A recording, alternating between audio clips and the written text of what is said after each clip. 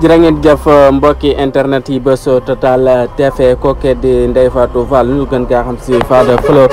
moom nag jamono ji man nas na danañ ko attewaat ginnaaw rek ba nu tegee ay tuuma si kawam rek ñu waroon ko attewaat nag si jeudi ji nag procès ñu daat koy war a atte ba xam rek fan lay mujjee kooku nag yaakaar naa kenn dootu ko laajte ndaxte nag fesoon na lool si mbirum wàllum Pastef moom kooku di Fada Fleur ba tax na rek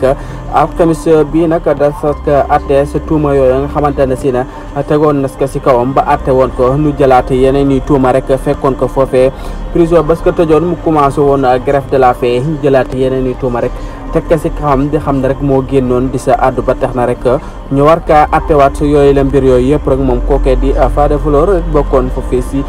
Pastef moom kii di Fada Fleur kon nag alxamis bii rek danañ xam ay mbiram fan lay mujjee naam ndax day génn wala rek ba tey day reste rek si li nga xamante ne si rek moo di